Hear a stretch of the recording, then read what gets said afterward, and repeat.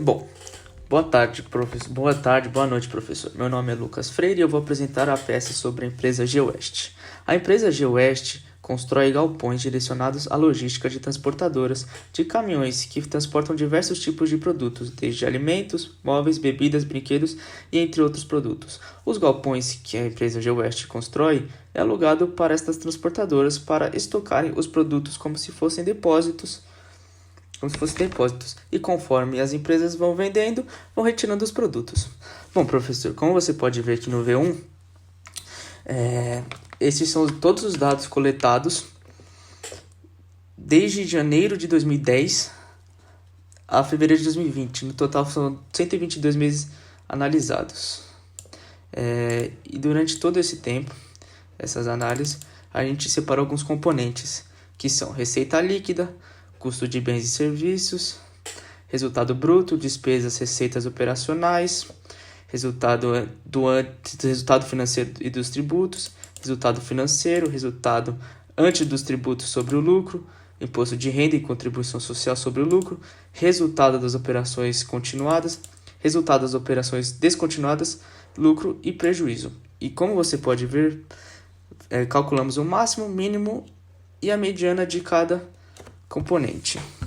Bom, professor, aqui no V2, escolhemos o componente receita líquida e estabelecemos o limiar de referência, que é a média total dos componentes do componente que foi analisado, que o total foi 1.494.875,28 E os números que estão em vermelhos são os valores que passaram do valor da média.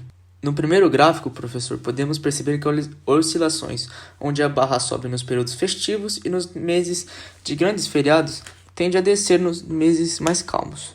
Podemos perceber também que há resultados negativos, pois o prejuízo da empresa foi maior que o lucro, como, por exemplo, nos meses de 2018, em março de 2018 e outubro de 2018, um exemplo. E chegou a resultado muito bom de receita líquida em dezembro de 2009, que foi aproximadamente 8 milhões, como mostra o gráfico. No segundo gráfico, professor, podemos perceber nos resultados, que é o gráfico dos resultados brutos, que há uma subida muito boa, mas no caminho há várias oscilações, que, como eu expliquei, a empresa rende muito bem nos períodos festivos, e podemos perceber que no mês de fevereiro de 2000 e poucos, a receita cai bastante, no março também, mas no final o resultado bruto chega a mais de 10 milhões de reais. E no último gráfico, podemos perceber as despesas que a empresa vai tendo. A receita que é relacionada com a receita líquida. E podemos perceber que as oscilações que ocorrem durante os períodos festivos, onde em fevereiro a receita cai bastante e no meses de julho sobe demais. Não só de julho, como janeiro e dezembro também, né? Que é o Ano Novo e Natal. E também podemos perceber que já atingiram um tipo de despesas a mais de 3 milhões de reais de despesas. Bom, utilizamos a tabela dinâmica para organizar a visualização de dados de uma planilha e acelerar a busca de informações. Nessa tabela, utilizamos o resultado financeiro como fonte para saber o total gerado em cada componente, como o senhor está vendo agora, que eu estou passando o geral de cada resultado. E aproveitando também esta tabela dinâmica, podemos fazer o gráfico dinâmico, onde demonstra visualmente a análise feita pela tabela. Bom, no S3 utilizamos a função proc-c para localizar no componente do resultado bruto, para localizar os 5 maiores resultados, como foi achado. Utilizamos este componente pois facilita muito achar as devidas células nos componentes. Como o senhor está vendo, em janeiro de 2017 atingimos R$ 7.732,00, no julho 8 milhões, em janeiro de 2018 8 milhões também, porém quase 9 milhões, em janeiro de 2019 quase 10 milhões e no janeiro de 2020 quase 11 milhões. Bom, no E1 foi feita a análise do componente imposto de renda e contribuição social sobre o lucro, usando as seguintes funções.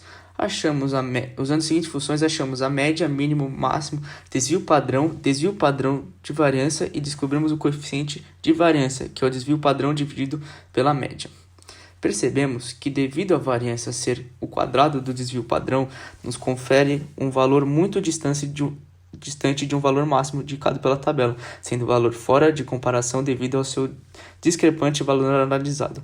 O desvio padrão, que é a raiz da variância, nos mostra a diferença de 67% em relação à média. O coeficiente de variância mostra um distanciamento da média em relação aos números mostrados na tabela no valor de 60%. Bom, no E2 foi feita uma análise onde usamos a função SE, que nos permite fazer comparações entre um valor e aquilo que você espera. Neste caso, usamos para acharmos se o imposto de renda é muito fraco, médio, padrão, alto, muito alto. E neste caso, se for maior ou igual que 4 milhões, como pode ver na fórmula, será muito alto, e assim vai indo como essa fórmula está mostrando. Utilizamos a função conte-se para calcularmos a frequência, criando o histograma, e podemos perceber nos dados que obtemos 22 meses de impostos muito baixos, 22 meses de impostos baixos, 19 meses de impostos, 20 de impostos padrões, 20 de impostos altos e 21 meses de impostos muito altos. No E3, utilizamos a função quartil, onde analisando ambos quartis verificamos que o menor valor de imposto cobrado foi de 93 mil e o maior de 4.843.000. Houve uma diferença em relação à média do primeiro quartil no valor de 1.231.000 a menos, e no terceiro quartil a diferença em relação à média foi de 1.224.000. Utilizando o gráfico boxplot para visualizar a representação da variação de dados observado pelo meio do quartil.